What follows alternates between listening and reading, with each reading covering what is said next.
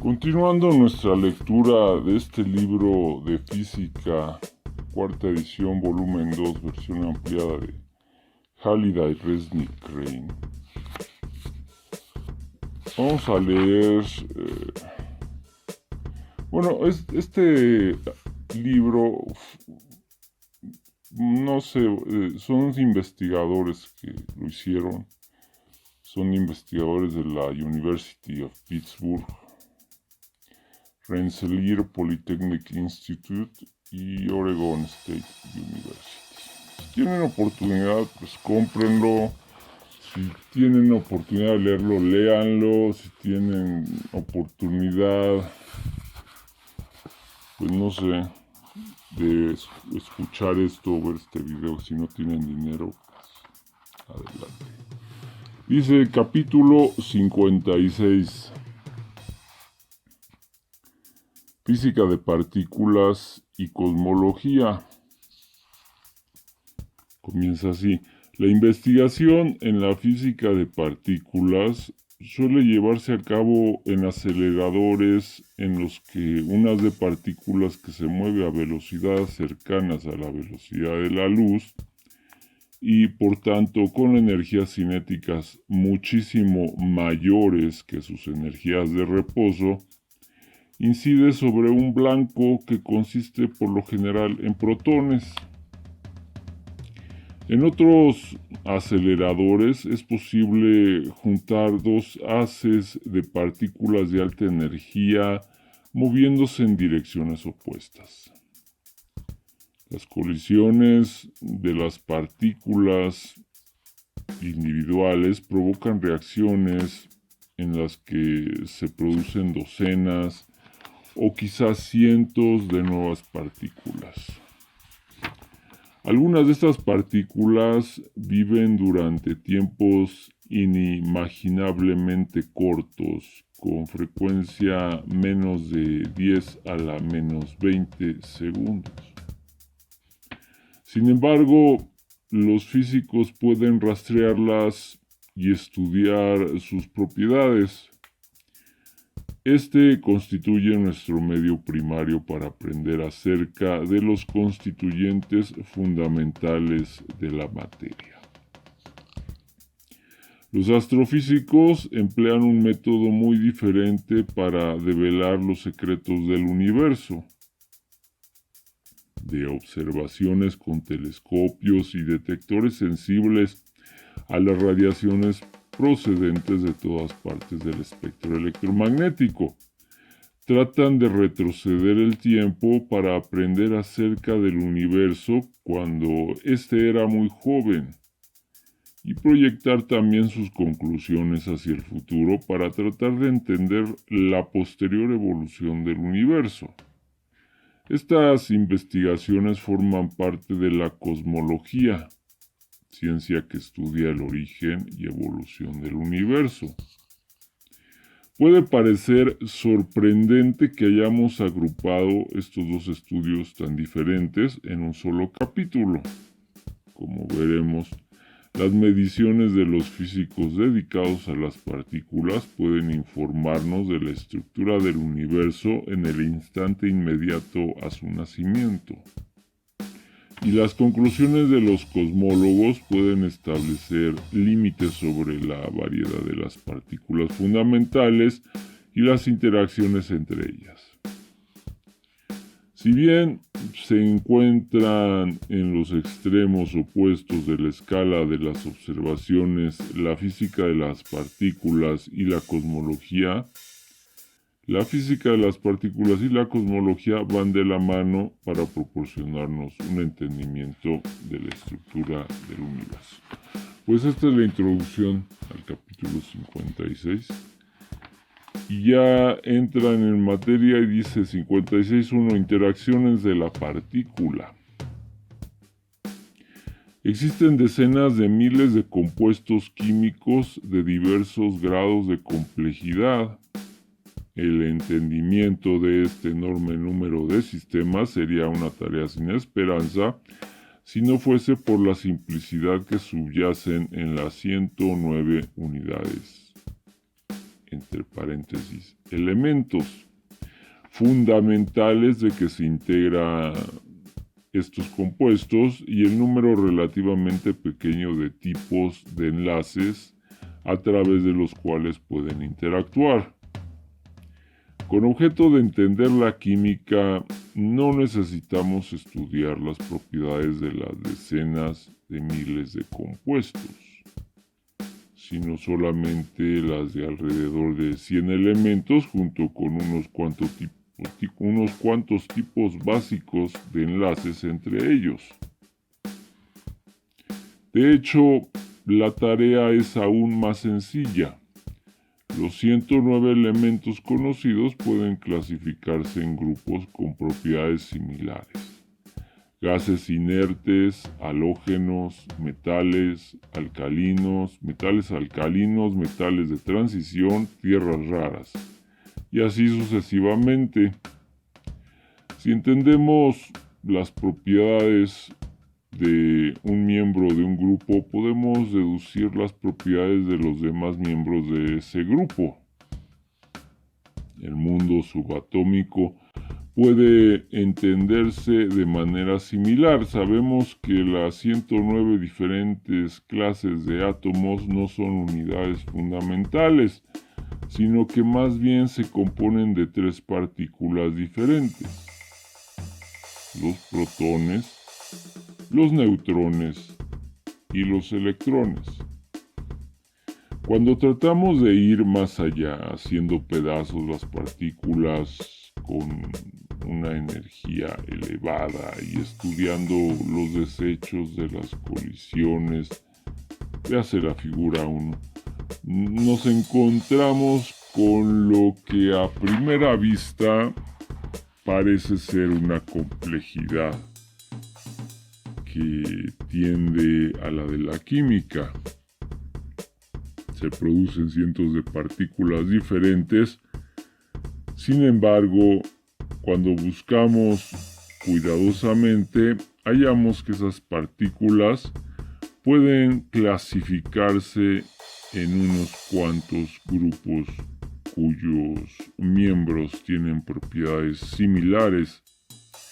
Finalmente, hallamos que esta clasificación conduce a la clave acerca de la subestructura subyacente, que de nuevo se basa en un pequeño número de partículas realmente fundamentales y un pequeño número de interacciones posibles entre ellas. Las 4 fuerzas básicas. Todas las fuerzas conocidas en el universo pueden agruparse en 4 tipos básicos. Estos son en orden de intensidad creciente: la gravitación, la fuerza débil, el electromagnetismo y la fuerza fuerte. Estas fuerzas desempeñan papeles importantes no solo en las interacciones entre partículas, sino también en la desintegración de una partícula para formar otras partículas. Número 1. La fuerza gravitatoria. La gravedad es, por supuesto, extraordinariamente importante en nuestra vida diaria, pero no tiene importancia alguna en la escala de las interacciones fundamentales entre las partículas del reino subatómico. Al menos eso nos dice este libro. Para dar una cifra al respecto, la interacción gravitatoria entre 2 protones que apenas se toquen en sus superficies de unos 10 a la menos 38 de la fuerza fuerte entre ellos. La diferencia principal entre la gravitación y las demás fuerzas es que en la escala práctica la gravedad es acumulativa y de un enlace infinito. Por ejemplo, nuestro peso es el efecto acumulativo de la fuerza gravitatoria ejercida por cada átomo de la Tierra sobre cada átomo de nuestro cuerpo. Número 2. La fuerza débil. La fuerza débil es la responsable de la desintegración nuclear beta. Véase la sección 54.5 y de otros procesos de desintegración semejantes que involucran a las partículas fundamentales. No juega un papel principal en el enlace de los núcleos. La fuerza débil entre dos protones vecinos es de alrededor de 10 a la menos 7 de la fuerza fuerte entre ellos y el alcance de la fuerza débil es de menos de 1 fermio, es decir, en separaciones mayores de más o menos de 1 fermi. La fuerza débil entre las partículas es despreciable. Sin embargo, la fuerza débil es importante para entender el comportamiento de las partículas fundamentales y es determinante para entender la evolución del universo. Número 3. La fuerza electromagnética. El electromagnetismo es importante en la estructura y las interacciones de las partículas elementales. Por ejemplo, ciertas partículas interactúan o se desintegran primordialmente a través de este mecanismo. Las fuerzas electromagnéticas son de un alcance infinito, pero en los objetos ordinarios el blindaje disminuye generalmente su efecto. Las propiedades de los átomos y de las moléculas se determinan mediante las fuerzas electromagnéticas y muchas de las fuerzas macroscópicas comunes como la fricción, la resistencia del aire, el arrastre y la tensión se deben finalmente a la fuerza electromagnética. La fuerza electromagnética entre protones vecinos es de unos 10 a la menos 2 de la fuerza fuerte, pero dentro del núcleo las fuerzas electromagnéticas pueden actuar acumulativamente, ya que no existe el blindaje. Como resultado, la fuerza electromagnética puede competir con la fuerza fuerte en la determinación de la estabilidad y la estructura de los núcleos. Número 4. La fuerza fuerte. La fuerza fuerte, que es la responsable del enlace de los núcleos, es la dominante entre las reacciones y desintegraciones de la mayoría de las partículas fundamentales. Sin embargo, como veremos, ciertas partículas como el electrón no perciben esta fuerza en absoluto. Su alcance es relativamente corto, del orden de 1 fermi.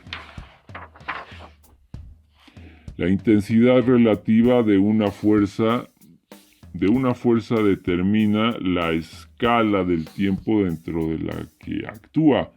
Si aproximamos a 2 como para que cualquiera de estas fuerzas actúe, entonces es necesario más tiempo para que la fuerza débil provoque la desintegración o una reacción que el necesario para que la fuerza fuerte las provoque. Como veremos, el tiempo de vida medio de un proceso de desintegración es a menudo una señal del tipo de fuerza responsable del proceso, estando las fuerzas fuertes en el extremo más corto de la escala de tiempo, a menudo menos de 10 a la menos 23 segundos. La tabla 1 resume las 4 fuerzas y algunas de sus propiedades. El tiempo característico para cada fuerza da una escala típica de los intervalos de tiempo que se observan en los sistemas en que actúan cada una de las fuerzas, o cada una de las fuerzas.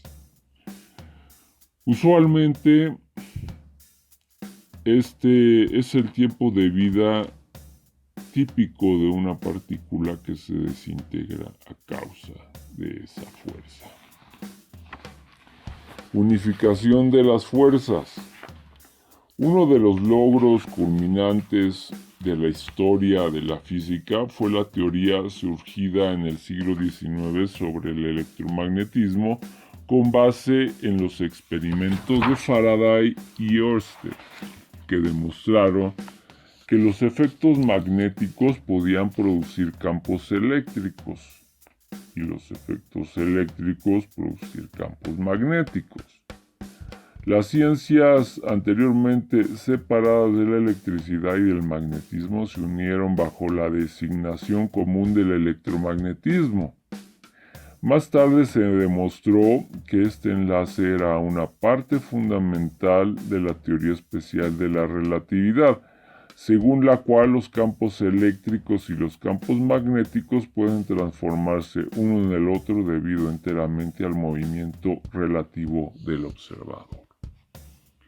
En el siglo XX se ha intentado llevar este enlace más lejos para concluir a otras fuerzas. Primero se demostró que el electromagnetismo y la fuerza débil pueden entenderse como dos aspectos diferentes de la misma fuerza y para ello se adoptó el término de fuerza electrodébil.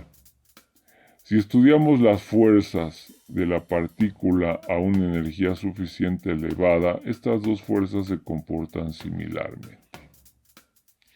Es conveniente que las veamos como fuerzas distintas en muchos de los efectos que comentaremos, tal y como a menudo hallamos conveniente hablar por separado de las fuerzas eléctrica y magnética al estudiar los fenómenos electromagnéticos. La teoría de la fuerza electrodébil, propuesta independientemente en 1967 por Stephen Weinberg y Abdus Salam, y por la que ambos, junto con Sheldon Glashow, otro creador de la teoría, recibieron el Premio Nobel de Física de 1979. Sugiere que, así como el fotón es el portador de la fuerza electromagnética, debe haber partículas pesadas portadores de la fuerza débil, y estas nuevas partículas se comportarían dentro de una escala de energía de 100 gigaelectrovolts, unas 100 veces la energía de reposo del protón. En forma semejante a un fotón de alta energía. En 1983, un grupo de investigación del Centro Europeo de Física Nuclear, entre paréntesis el CERN, o CERN, todas mayúsculas, dirigido por Carlo Rubbia y usando técnicas experimentales desarrolladas por Simon van der Meer, descubrió las partículas pronosticadas, por lo cual recibieron el Premio Nobel de Física en 1984. El descubrimiento de estas partículas proporcionó la evidencia de la unificación de las fuerzas electromagnética y débil dentro de la fuerza electrodébil. Seguidamente se intentó combinar las fuerzas electrodébil y fuerte en un nivel de unificación más elevado. Estas teorías se llaman teorías de la gran unificación, entre paréntesis, GUT, o GUT, todas mayúsculas, Grand Unified Theories. Y en la actualidad, aunque son muchas las que se han propuesto, ninguna de ellas ha podido demostrarse que sea la correcta. Puesto que la energía a la que se unen las fuerzas es inmensa, quizá de 10 a la 15 gigaelectrovolts, o sea, 10 a la 11 veces la energía del acelerador de partículas más grande jamás construido o incluso mentalmente concebido, no podemos llevar a cabo experimentos para probar las GUT o GUT directamente. Por lo tanto, debemos confiar en las pruebas a energías obtenibles donde los efectos son excesivamente pequeños. Un pronóstico de estas teorías es que el protón no debe ser una partícula estable, sino que debe desintegrarse en una escala de tiempo mayor de 10 a la 31 años. Compares este número con la edad del universo, unos 10 a la 10 años. Hasta ahora, las investigaciones de la desintegración del protón no han tenido éxito, por lo que se han descartado ya algunas de las GUT o Grand Unified Theories. Sin embargo, todavía no existe ninguna verificación de ninguna de ellas. Recuerden que este libro pues, es del año de los 90, no sabemos, 96, del año de... Esto hasta este momento, 1996, tal vez ahorita han cambiado muchas cosas, estamos en 2024, pero pues es un antecedente. El paso final en la unificación sería incluir a la gravedad en el esquema para crear una teoría del todo. TOE, todas mayúsculas, TOE. Theory of Everything. No existe todavía una teoría cuántica de la gravedad, de modo que es difícil anticipar la forma que pueda adoptar estas teorías, que sin embargo constituyen un reto para la especulación teórica. Si tienen oportunidad, pues lean este capítulo. Si no, pues vayan a una biblioteca o una hemeroteca. Y si no, pues suscríbanse a este canal, ¿verdad? Estamos subiendo videos de estos temas. Si les interesa, pues aquí los tienen. Continuando nuestra lectura de este libro de física, cuarta edición, volumen 2, versión ampliada de Halliday Resnick Crane. Vamos a leer... este libro... No sé, son investigadores que lo hicieron. Son investigadores de la University of Pittsburgh, Rensselaer Polytechnic Institute y Oregon State University. Si tienen oportunidad, pues cómprenlo. Si tienen oportunidad de leerlo, léanlo. Si tienen oportunidad, pues no sé, de escuchar esto o ver este video, si no tienen dinero, pues adelante. Dice capítulo 56. Física de partículas y cosmología. Comienza así. La investigación en la física de partículas suele llevarse a cabo en aceleradores en los que unas de partículas que se mueven a velocidades cercanas a la velocidad de la luz y por tanto con energías cinéticas muchísimo mayores que sus energías de reposo, incide sobre un blanco que consiste por lo general en protones.